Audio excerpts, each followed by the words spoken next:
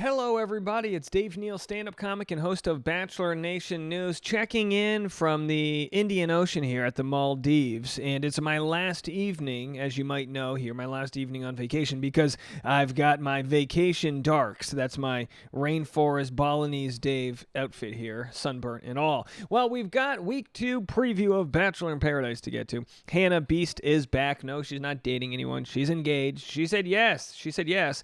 But she's there to row people and give them snark and show them what Alabama Slamma-Hannah is all about. So we're going to get into that, and I'm going to share with you some of the Instagram reels and previews for tonight's episode. That's right, Thirsty Thursdays has now Bachelor in Paradise at 9 p.m. East Coast and Golden Bachelor at 8. I'm also going to have a preview for Golden Bachelor and some other content for you as well. And look at that view. I just snapped this view where I've been recording here at my overwater bungalow. If you want to see the behind-the-scenes room tour, go to patreon.com/Dave Neal and check that out. Now, before I get into tonight's, oh my gosh, I can't believe I have to do this. Before I'm getting into tonight's preview for Bachelor in Paradise, did you guys fall for this stupid scam? So there is an emergency broadcast thing that happened yesterday, and what happens is you're going to get an alert on your phone, which is going to just let you know that the system works. But people were saying, well, this is going to trigger your vaccination prototypes to activate and turn you into a zombie sheeple, whatever the hell. So this was the message I received. Hey, make sure your phone is shut off at 2:19 until 2:50 tomorrow. The government is sounding an emergency signal at that time. And many think it's at a frequency that could make you, all of us, sick. Different frequencies can affect us positively, but there are some that can harm us. Many think the frequency they are using can and will harm. And I responded, don't be an idiot. How many moms out there, I'm afraid to ask, I don't want to make fun of you guys because I want you to join the Patreon, but how many moms out there fell for this stupid hoax? Someone said, geez, I would have rather had diarrhea. I got a massive stiffy and I was presenting in front of a room full of people. Did the alarm hit you guys in different ways? Someone said, my LMAO, my mom called me today and said her friend said to turn off her phone because they're sending a disease over the phone. I can't. Someone else said, my whole company had spontaneous diarrhea when the alert hit. Just heard it would be a good idea to turn the cell phones off. And, of course, my mom said the same thing. Is, well, it can't hurt to do it. It's like, shut up. Yes, it can. So someone said, I weep for humanity. And then someone else put tinfoil over their phone. So those were the options, folks. But did anyone get a boner out there? Did anyone get a 4G boner from the government putting things into your phones? All right. Well, let's get into the story. So last week, couples were getting together. Let's go over a quick review of who's canoodling with who, and then we'll share some trailers for tonight's episode. Rachel and Sean are like super giddy, super excited. Definitely not a pairing I saw coming, but that's paradise, baby. Rachel and Sean are like... That is paradise, baby. All right, so Rachel is with Sean. We'll see how long that lasts. Hopefully longer than her and Tino. All right, so let's go to this next clip. I am definitely falling for Kylie very fast. There's nothing you could do to ruin my day. Hey, Oh. Hi, everybody. Avon has hit the beach. Hello. Oh my God, we've only known each other through social media. That's literally it. Hi, Avon. I'm excited to be here. I have a date card. Kylie, do you want to have a conversation? I would, but okay, I'll be right back. How are you? Good. It's good to meet you. Good to finally meet you. Kylie and Avon walked out. My anxiety was already like at 100. This took it to 1,000. All right, so there it is. Kylie and Avon. Avon coming in to swoop Kylie away. And then now Hannah Brown makes her entrance. It's the most shocking. Oh my God. Wettest. Wildest. Summer in paradise ever. Paradise is crazy. There's so much going on. Get ready for sexy dates. He's so hot. There's like 42 abs on his body. Don't you just want to lick him? I do. And It's me! 3 more bachelorettes crashing the party. Katie, I am no longer the worst bachelorette that's hit the beach. The last thing I wanted was for Katie to show up. I have not spoke to her for 2 years. Is that Hannah Brown? What? She's here to date? Here to date. No! Hi, guys. Game over. Like, I'll just go on home. Plus, Let me get the medic to the beach, please. someone has a serious medical emergency. I am going on 9 days of no pooping. If we still haven't had movement. Sunrise tomorrow morning. All right, so we've seen this trailer a million times. They're trying to get some poop to move. As it happens when you go on vacation, you're exposed to new types of foods and this and that. All right, so let's go to some more of the previews for tonight's episode. All right, Bachelor Nation, it's time to recap episode 1 of Bachelor in Paradise. Here we go. The first person down the beach was Rachel.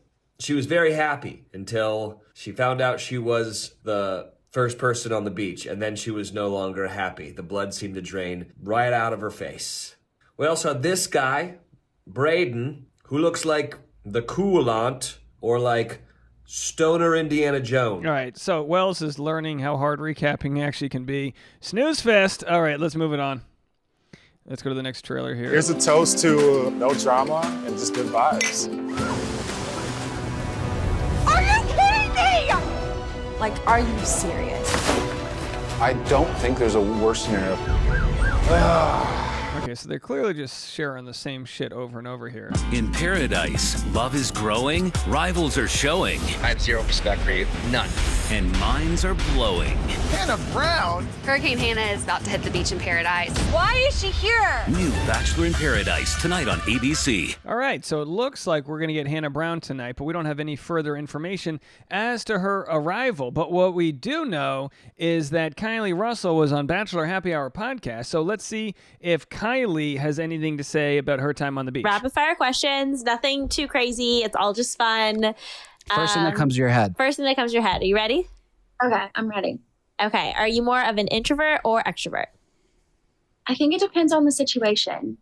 I would say, can you be in the middle? I don't really know. Yeah, an ambivert is like in the middle. Okay, I'm an ambivert for sure. Does anyone else feel like these interviews are just artificial intelligence mashed together? Now, I don't think Joe and Serena do a bad job. It's just they can't share any spoilers. Like, what do they have to offer? Plus, they're on Zoom. The lighting's poor. Okay, I could go on and on. I mean, look, hey, my lighting's not great either, but I'm 27 hours across the world. I'm in tomorrow by the time you watch this. I'm in a different world. I'm in a whole new world. So, anyway, don't get me started on some Disney hits. I'll sing them. So anyway, Grocery Store Joe hit the absolute lottery.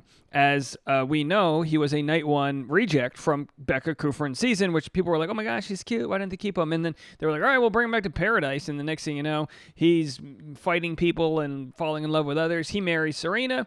And now they essentially have taken the job of hosting away from Becca Kufrin. Here's him commenting on the hate he got after taking the job over. I think this is more interesting than Paradise, preview. So let's have a listen.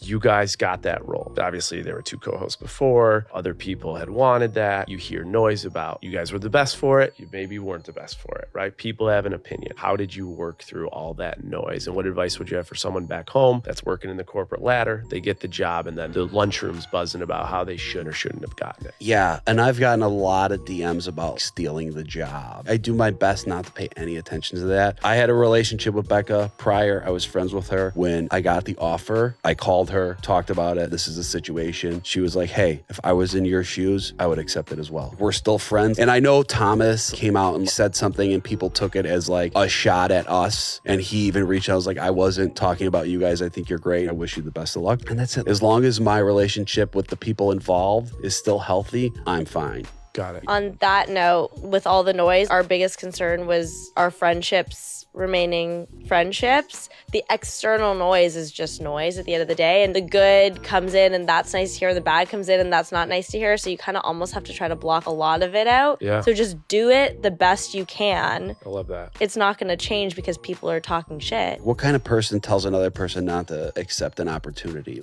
You guys got that. What's interesting to me, there's a commenter here that says Becca Kufrin was bad at a host. They said in the real world, Becca would have been fired a long time ago for a dismal performance, but she had connections that kept her in. I thought Becca was good. I thought what sucked was Becca and Michelle together for several reasons. One, it's hard to vibe off of each other when you're not even in the same room. Like having multiple hosts makes a Zoom interview even that much harder. And 2, I think Michelle Young just wasn't good at it, at least as a co-host. I think Becca decided rather than have these pregnant pauses, no pun intended, where she waits for Michelle to interject and go back and forth, that Becca just took the bull by the horns. I think Becca would be a fantastic podcaster, and I think she can handle it all in her own. I just don't know if she wants to. But I also think that Becca is bigger than the show, and if she wants wants to do a podcast, she can do it on her own, a la Caitlin Bristow. Like she, was probably making, I don't know, $50,000 to $100,000 a year doing it. She probably could have made quadruple that if she wanted to with the equity of doing it herself. Whereas Grocery Store Joe, Serena, I don't think they have that clout. I don't think but they could build up to that and then branch off on their own. So I think it's a good opportunity for them. Do you guys care to listen to any more of this? I mean, I'll play another minute or two. It just feels like, it feels like torture at this point, but let's have another minute. What is your go-to paradise cocktail? For whatever reason, every single night I got a little tipsy off of white wine. Okay, yeah, you're not the only. They're not the first. Someone else said this too, I think. It was always like 2 tequila shots with an orange, and then like a couple glasses of wine. Gotcha, right? That's a good order. Too much sugar. That's a good order. More of a Diet Coke guy. What is the first thing you would buy if you won the lottery? First thing I would buy if I maybe a camera that's not 720p. Burn. Won the lottery. I would probably buy a beach house. I newly became in love with the beach, and I wonder what ignited that. I don't know. Paradise, I got used to the elements in paradise. There you go. What is your go-to pump-up song? Go-to pump-up song, I would say God's Plan. I was actually at the Drake concert this past weekend, and he played it. How was it? It was amazing. So good. I went both nights, and it was unbelievable. A Toronto man of my own heart. What is one item on your bucket list? Getting a chance to do Driving with Dave. I mean, come on. What else would be on our bucket list? Okay, you've suffered enough. Listen, it's still early in the season. I'm going to be flying back tomorrow from the time zone that I'm in. I'm going to be flying for about a day and a half, but I will be back over the weekend. I will binge episode 1 and 2 of Bachelor in Paradise. I will binge episode 1 and 2 of Golden Bachelor. I will binge episode 5 through 7 of Love is Blind. I will binge all these, and I'm going to bring you the content you guys deserve. Don't worry, I'm coming back refreshed, even if my whole body is burnt. I put on sunblock, folks. I tried my best, but sometimes my best isn't enough. All right, let me know what you think of this season so far. Is it going to be a good one? I mean, I think when Katie arrives and has conversations with Blake, I think things will heat up. But in the meantime, it's a lot of marinating the stew right now. I don't think it's quite ready to serve. All right, we'll be back with more content. I got a Golden Bachelor preview for you and some other stuff right after this.